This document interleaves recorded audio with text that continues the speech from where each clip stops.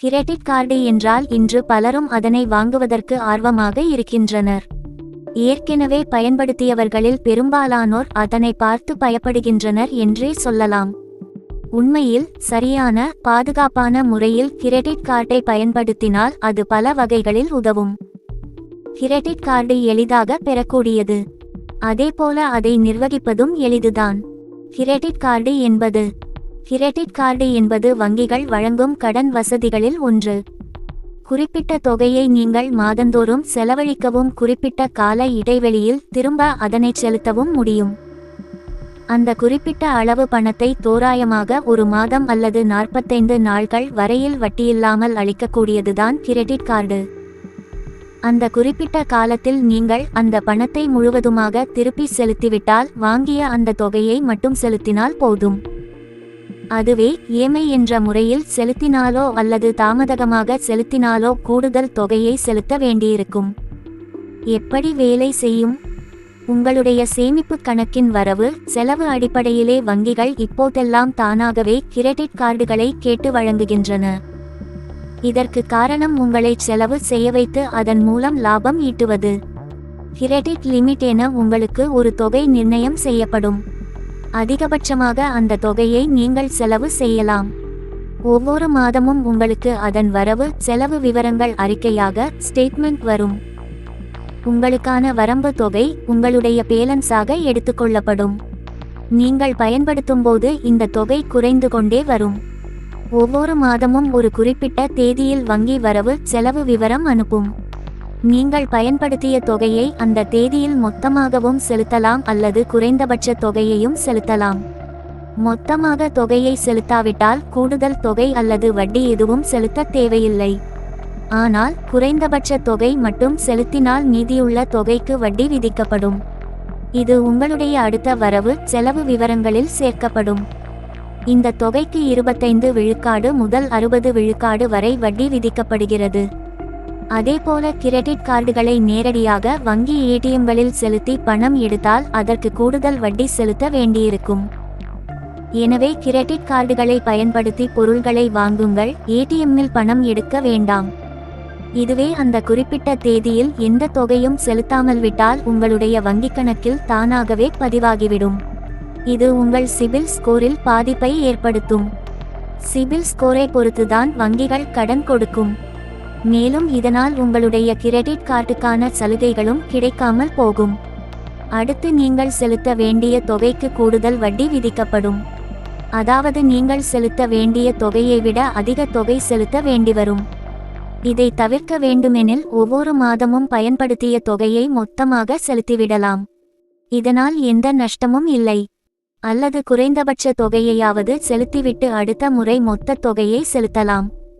உங்களால் இதை செய்ய முடியவில்லை எனில் தானாகவே வங்கிக் கணக்கில் இருந்து எடுத்துக்கொள்ளும் ஆட்டோ டெபிட் முறையில் பணத்தை செலுத்த வங்கியில் முன்னதாகவே தெரிவித்துவிட வேண்டும். இதன் மூலம் குறிப்பிட்ட தேதியில் வங்கிகளே உங்களுடைய சேமிப்பு கணக்கில் இருந்து பணம் எடுத்துக்கொள்ளும். குறைந்தபட்ச தொகை அல்லது முழு தொகையை செலுத்தலாம்.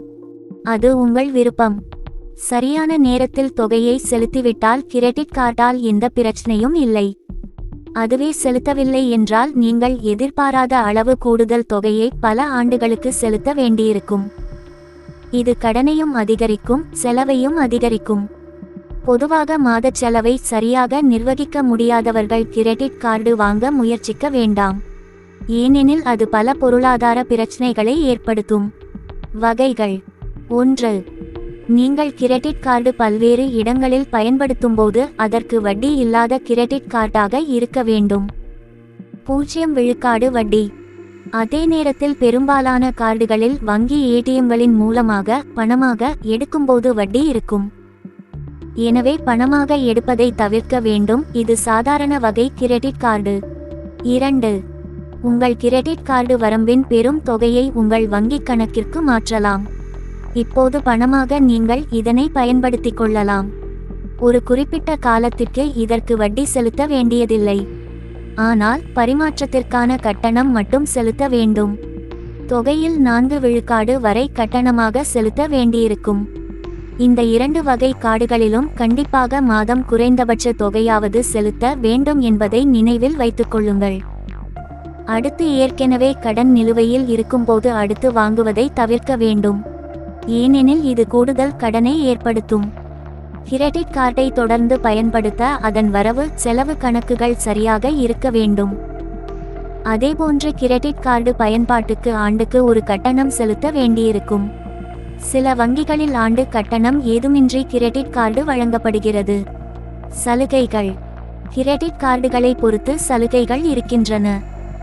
உதாரணமாக, நீங்கள் ஆன்லைனில் அதிகம் பொருள்களை வாங்க பயன்படுத்துவீர்களானால் ஒரு வகை கிரெடிட் கார்டு, ஆஃப்லைனில் அதாவது நேரடியாக சென்று கடைகள் உள்ளிட்ட இடங்களில் பயன்படுத்தினால் ஒரு வகை கிரெடிட் கார்டு இருக்கிறது.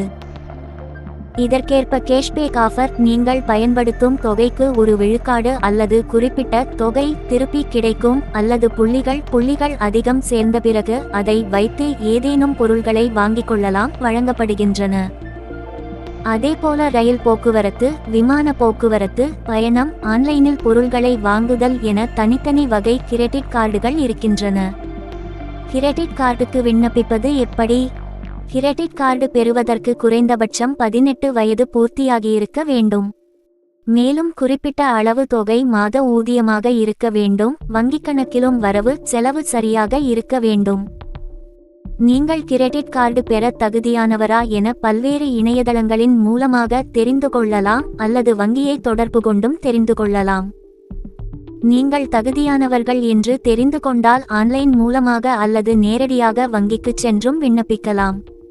ஆன்லைனில் விண்ணப்பிக்கும்போது நீங்கள் விரும்பும் கிரெடிட் கார்டு விவரங்களை தெரிந்து கொண்ட பின்னர் சம்பந்தப்பட்ட வங்கி இணையதளத்தில் விண்ணப்பிக்கலாம். சரியான தகவல்களுடன் விண்ணப்ப படிவத்தை பூர்த்தி செய்ய வேண்டும். சில ஆவணங்களை பதிவேற்றம் செய்ய வேண்டியிருக்கும். ஆஃப்லைனில் விண்ணப்பிக்க விரும்பினால் சம்பந்தப்பட்ட வங்கியின் கிளைக்கு சென்று விண்ணப்ப படிவத்தை பெற்று நிரப்ப வேண்டும். விண்ணப்ப படிவத்துடன் தேவையான ஆவணங்களையும் சமர்ப்பிக்க வேண்டும். இந்த ஆவணங்கள் சரிபார்க்கப்பட்ட பின்னர் உங்கள் விண்ணப்பம் அங்கீகரிக்கப்பட்டதும் கிரெடிட் கார்டு அஞ்சல் கூரியர் மூலமாக உங்கள் முகவரிக்கு அனுப்பி வைக்கப்படும். இதனை நீங்கள் ஆன்லைன் மூலமாகவோ அல்லது ஏடிஎம் சென்றோ 4 இலக்க கடவுச்சொல் எண் 4 டிஜிட் பின் செட் செய்துவிட்டு பின்னர் அதனை பயன்படுத்த தொடங்கலாம். ஆன்லைன் பேங்கிங் அல்லது மொபைல் பேங்கிங் மூலமாக இதன் வரவு செலவு கணக்குகளை நீங்கள் நிர்வகித்துக் கொள்ளலாம். ஒருவேளை உங்கள் விண்ணப்பம் நிராகரிக்கப்பட்டால் வங்கியை தொடர்பு கொண்டு ஏன் என தெரிந்து கொண்டு அதனை சரிசெய்த பின்னர் மீண்டும் விண்ணப்பிக்கலாம். கிரெடிட் கார்டு வாங்கி பயன்படுத்திவிட்டு வேண்டாம் என்று நினைத்தால் நிலுவைத் தொகையை எல்லாம் செலுத்திய பிறகு வங்கிக் கிளையை தொடர்பு கொண்டு கார்டை செயலிழக்க வைத்துவிடலாம்.